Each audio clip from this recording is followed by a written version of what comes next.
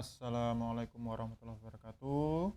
Ketemu lagi dengan saya Pak Ambon Mambarep dalam acara belajar fisika. Kali ini materi yang saya ajarkan adalah relativitas ya. Bab pertama kita nanti belajar tentang relativitas Newton. Oke. Jadi teori relativitas Newton menjelaskan gerak-gerak benda yang jauh di bawah kecepatan cahaya. Yang ini yang penting ya. Oke. Jadi relativitas Newton itu menjelaskan gerak benda yang jauh di bawah kecepatan cahaya. Teori relativitas mempelajari bagaimana pengukuran besaran fisika yang bergantung pada pengamat, seperti halnya dengan peristiwa yang diamati. Jadi ini bergantung pada pengamat. Relativitas merupakan salah satu dari beberapa teori mengenai gerak yang dirancang untuk menjelaskan penyimpangan dari mekanika Newton. Jadi ada penyimpangan di teori mekanika Newton sehingga di sini dijelaskan di relativitas Newton. Oke.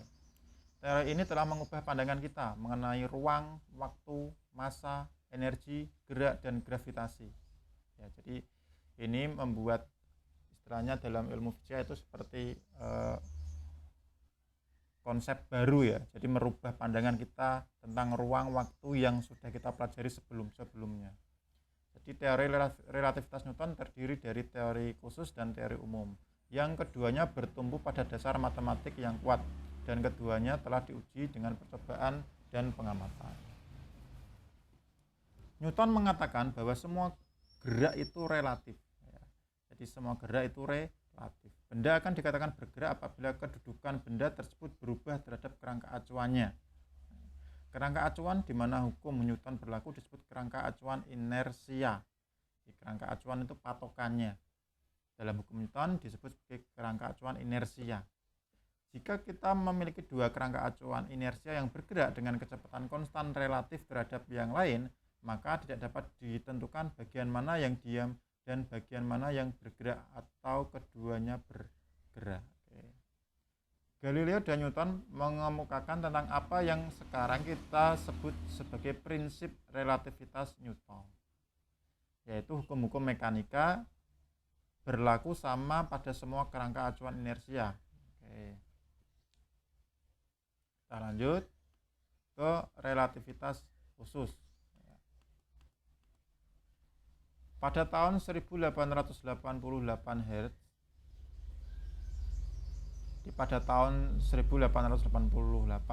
Hertz berhasil membuktikan hipotesis Maxwell bahwa cahaya termasuk gelombang elektromagnetik yang merambat melalui udara dengan kecepatan 3 kali 10 pangkat 8 meter per sekon. Jadi tahun 1888 dikemukakan bahwa cahaya itu termasuk GEM, gelombang elektromagnetik, kecepatannya 3 kali 10 pangkat 8 meter per sekon.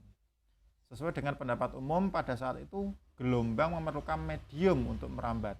Jadi, para ilmuwan kemudian mengemukakan wujud atau hipotesis ether. Jadi dulu itu kan gelombang elektromagnetik itu kan secara pengertian kita kan gelombang yang tidak memerlukan medium. Nah, pada tahun 1888 itu para ilmuwan tetap ada medium. Jadi sinar matahari sampai bumi itu tetap ada medium. Dulu disepakati bahwa adanya ether. Ether itu seperti medium yang ada di jagat raya. Hipotesis ethernya seperti ini. Hipotesisnya, jagat raya dipenuhi oleh ether stasioner yang tidak mempunyai wujud tetapi dapat menghantarkan perambatan gelombang. Jadi ini dulu disepakati pada tahun 1888. Jadi di jagat raya itu penuh dengan ether stasioner yang tidak mempunyai wujud tetapi dapat menghantarkan perambatan gelombang. Namun keberadaan ether akhirnya terbantahkan melalui percobaan Michelson-Morley. Jadi ether ternyata tidak ada di alam raya itu.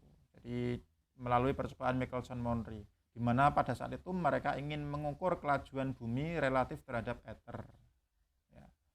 Keinginan untuk membuktikan bahwa ether itu ada berakhir dengan kesimpulan ether sebenarnya tidak ada. Jadi melalui percobaan Michelson-Morley itu membuktikan bahwa ether itu sebenarnya tidak ada. Melalui percobaan yang berulang-ulang dilakukan, hasilnya tetap bahwa ether itu tidak ada. Lalu kita menginjak ke teori relativitas Einstein. Teori relativitas Einstein merujuk pada kerangka acuan inersia, yaitu kerangka acuan yang bergerak relatif pada kecepatan konstan terhadap kerangka acuan lainnya. Dari hasil kajiannya, Einstein mengemukakan dua postulat, yaitu satu, hukum-hukum fisika memiliki bentuk yang sama pada semua kerangka acuan inersia. Yang kedua, cahaya yang merambat di ruang hampa dengan kecepatan 3 kali 10 pangkat 8 meter per sekon adalah sama untuk semua pengamat dan tidak bergantung pada gerak sumber cahaya maupun kecepatan pengamat. Jadi kecepatan cahaya 3 kali 10 pangkat 8 meter per sekon ini sama dimanapun pengamatnya. Jadi tidak bergantung pada pengamat di kerangka inersia mana, tetap sama. Jadi tidak bergantung pada gerak sumber cahayanya. Oke. Lanjut. Postulat pertama didasarkan pada tidak adanya kerangka acuan umum yang diam mutlak, sehingga tidak dapat ditentukan mana yang dalam keadaan diam dan mana yang keadaan bergerak. Oke, contoh, misalnya seorang berinisial A berada di dalam pesawat dan seorang berinisial B berada di permukaan bumi. Dari sudut pandang A, ini A yang di dalam pesawat tadi, pesawat diam ya pada suatu tempat dan permukaan bumilah yang bergerak. Sedangkan dari sudut pandang B, permukaan bumi tempat dia berpijak yang diam, tetapi pesawatnya yang bergerak. Oke, itu postulat pertama. Postulat kedua menyatakan bahwa kecepatan c konstan, tidak bergantung pengamat yang mengukur dari kerangka acuan inersia.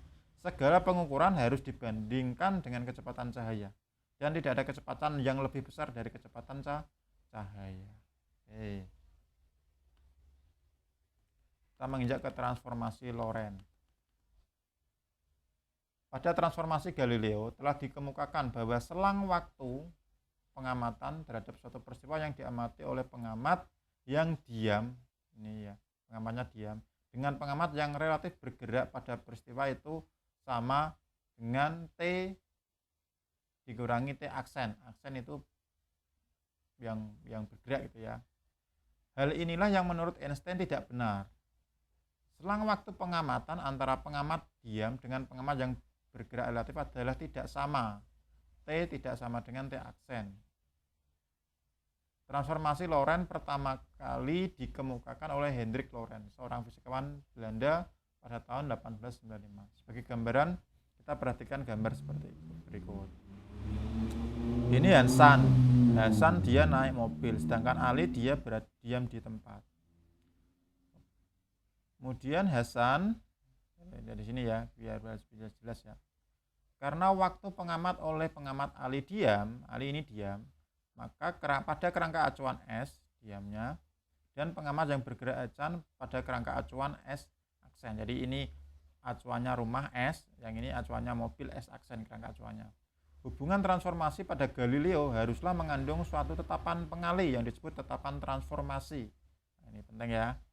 Jadi harus ada tetapan transformasi. Dari hasil perhitungan turunan dapat didapatkan persamaan transformasi Lorentz seperti berikut. Jadi ini koordinat X-nya, karena ini yang berubahnya terhadap sumbu X, maka S aksen sama dengan X minus VT per akar 1 min V kuadrat per C kuadrat. Sedangkan Z aksen sama dengan Z, Z aksen sama dengan Z. Oke. Persamaan transformasi Lorentz-nya seperti itu. Sedangkan T aksen sama dengan T minus V kali X per C kuadrat per akar 1 min V kuadrat per C kuadrat. Oke. Kebalikan transformasi Lorentz dapat dituliskan seperti berikut. Balikannya ya. Ini X sama dengan X aksen plus V kali T. Kalau tadi yang pertama min ya, karena di sini yang ditanyakan adalah kebalikannya, berarti X sama dengan X aksen plus VT per akar 1 min V kuadrat per C kuadrat. Sedangkan yang T-nya, T sama dengan T aksen min VT per C kuadrat per akar 1 min V kuadrat per C kuadrat. Nah, maka transformasi Lorentz untuk kecepatan benda yang bergerak dapat dinyatakan Vx aksen sama dengan Vx min V per 1 min V kali V aksen V kali Vx per C kuadrat. Secara analogi, persamaan transformasi Lorentz balik untuk kecepatannya dituliskan seperti ini. Ini yang baliknya ya. Yang ini Vx aksen, yang ini Vx. Vx berarti tinggal diganti plus saja. Nah, persamaan-persamaan di atas merupakan penjumlahan kecepatan transformasi Lorentz yang kemudian dikenal dengan penjumlahan menurut teori relativitas Einstein. Persamaan tersebut di atas merupakan rumus kecepatan benda yang diamati oleh pengamat diam yang disebut rumus penambahan kecepatan relativistik yang sesuai dengan teori relativitas Einstein. Contoh, kita lihat. Jadi ini menjadi kecepatan relativitas Einstein, kecepatan relativistik ya namanya. Contoh, seorang pengamat di bumi melihat dua pesawat antariksa A dan B yang bergerak berlawanan arah mendekati bumi. Jadi bergeraknya mendekati bumi, berlawanan arah mendekati bumi. Dengan kelajuan masing-masing yang VA itu 0,5 C, VB 0,6 C. Maka berapakah kelajuan pesawat A menurut pilot di pesawat B, kelajuan pesawat B menurut pilot di pesawat A. Oke, kita tuliskan dulu penyelesaiannya. VA kita tuliskan, VA tadi 0,5 C, VB 0,6 C. Yang kita jawab yang pertama ya, pesawat A menurut pesawat B. Kelajuan pesawat A menurut pilot B dapat disesuaikan dengan persamaan di bawah. Nah, jadi nulisnya VA terhadap B sama dengan VA plus VB per 1 plus VA kali VB per C kuadrat. Kita tambahkan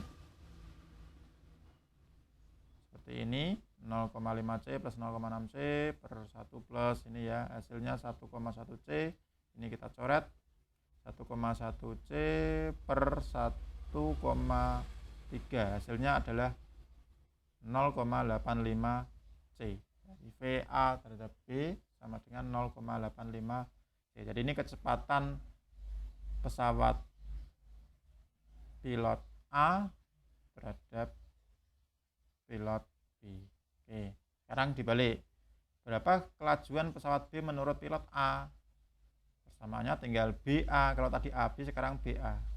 Dihitung-hitung. Di sini VB plus VA gitu ya. Ketemunya juga sama, 0,85 C. Nah, seperti itu. Sekarang kita masuk ke dilatasi waktu. Menurut Einstein, bahwa waktu adalah sesuatu yang relatif. Di waktu itu tidak tetap. Kalau kita diam itu ya tetap, tapi kalau bergerak itu ada dilatasinya. Di dalam suatu kerangka acuan yang bergerak terhadap suatu pengamat yang diam, terdapat lonceng yang menunjukkan selang waktu delta T0. Selang waktu yang diamati pengamat tersebut adalah delta T lebih lambat daripada delta T0. Beda waktu yang merupakan perpanjangan waktu pengamat bagi pengamat diam disebut dilatasi waktu. Ya. Menurut Einstein, hubungan antara kedua selang waktu dirumuskan seperti persamaan berikut. Persamaannya ini ya. Ini delta T sama dengan delta T0 per akar 1 min V kuadrat per C kuadrat. Di sini delta T itu selang waktu yang diukur oleh pengamat yang relatif bergerak. Ya, ini pengamatnya yang relatif bergerak. Sedangkan delta T0 selang waktu yang diukur oleh pengamat di diam. V di sini adalah kecepatan relatif. Yang C adalah kecepatan cahaya. Nah, contoh dari konsep dilatasi waktu bisa diilustrasikan dari dua peristiwa seperti ini. Jadi ada dua orang kembar. Ya, ini paradoks kembar ya. Ada dua orang kembar. Namanya misalkan ini Ani sama Ina. Ya. Si Ani ketika si Ani dan Ina ini adalah seorang astronot katakanlah ya. Mereka berumur sama ketika Ina pergi ke luar angkasa. Misalkan mereka berdua berumur 25. Ketika berumur 25 tahun, yang Ina berangkat menggunakan pesawat antariksa. karena pesawat antariksa di sini adalah kerangka acuan yang relatif bergerak, ya, sehingga terjadi pelambatan waktu. Akibatnya, karena waktu yang melambat pada diri Ina, ketika dia balik ke bumi, katakanlah perginya menurut si Ani yang diam di bumi, perginya misalkan selama 10 tahun, yang dirasakan oleh si Ina itu tidak 10 tahun, ya, tetapi bisa lebih kurang dari 10 tahun. Sehingga ketika Ina kembali ke bumi, ini yang Ani akan terlihat lebih tua usianya. Jadi ini akan lebih tua usianya dibandingkan dengan si Ina. Jadi itulah dilatasi waktu, terjadi pelambatan waktu, ya. Karena ini dengan kecepatan yang lebih tinggi, sedangkan ini adalah pengamat yang diam. Kita coba dari sini, kita bisa melihat sini. Dalam teori relativitas Einstein, dilatasi waktu dalam dua keadaan ini dapat diringkas. Dalam relativitas khusus atau hipotesis jauh sebelum masa gravitasi, jam yang bergerak terhadap sistem inersia pengamat diukur akan berjalan lebih lambat. Nah, gitu ya. Kita ulangi, jam yang bergerak terhadap sistem inersia pengamatan diukur akan berjalan lebih lambat. Efek ini dijelaskan dengan tepat oleh transformasi Lorentz. Sedangkan dalam relativitas umum, jam pada posisi dengan potensial gravitasi lebih rendah seperti dalam jarak dekat ke planet yang ditentukan akan berjalan lebih lambat. Ini ada contohnya. Dua orang, Anton dan Bernard. Anton berada di bumi, sedangkan Bernard naik pesawat antariksa yang bergerak dengan kecepatan 0,8 c. Pergi pulang terhadap bumi. Bila Anton mencatat, Anton yang diam di bumi ya, Anton mencatat kepergian Bernard itu 20 tahun. Maka berapa lamakah Bernard yang mencatat kepergiannya mengendarai pesawat tersebut? Nah, kita cek berapakah waktunya menurut kalau si Bernard gitu ya, lamanya Bernard berada di pesawat. Kita cek 20 tahun waktu perjalanan di bumi. Ya, kita ingat 20 tahun tadi kan yang dihitung oleh Anton perjalanan di bumi. Dan menurut Anton adalah waktu yang dia lihat dari keadaan bergerak delta T. Maka waktu yang berjalan di dalam pesawat delta T0 sama dengan seperti ini ya. Delta T tadi yang menurut dia 20 sama dengan delta T0 per akar 1 min 0,8 tadi kecepatan pesawatnya 0,8 c kuadrat per c kuadrat. Kita lanjut. Hitungannya 20 delta T0 per akar 1 min, ya ini dihitung-hitung nanti ketemunya ini akar 0,36 hasilnya 0,6, tinggal kali silang ya, ketemunya adalah 12 tahun. Jadi menurut si Bernard dia hanya pergi 12 tahun, sementara si Anton yang dia diam di bumi itu Bernard pergi selama 20 tahun. Berarti ada selisih waktu berapa tahun? 8 tahun. Apabila mereka berdua ketika pergi si Bernard itu berumur 20 tahun, mereka berdua misalnya kembar ya, 20 tahun, maka si Anton tadi usianya sudah 40 tahun, sementara yang Bernard baru 32 tahun. Jadi ada perbedaan dilatasi waktunya. Oke. Itu sementara untuk materi ini ya, jadi kita rangkumannya sudah belajar relativitas Newton, kemudian teori relativitas Einstein, ada 2 postulatnya, kemudian kita tadi belajar transformasi Lorentz, dan yang terakhir kita belajar dilatasi waktu. Oke. Ini materi ini memang agak membutuhkan imajinasi yang lebih kuat ya, karena waktunya di sini tidak konstan ya, jadi semuanya relatif dihitungnya. Oke. Semoga apa yang saya berikan bermanfaat. Mungkin next time kita belajar yang kontraksi panjang. Oke, kita sampai dilatasi waktu itu. Oke, demikian dari saya. Assalamualaikum warahmatullahi wabarakatuh.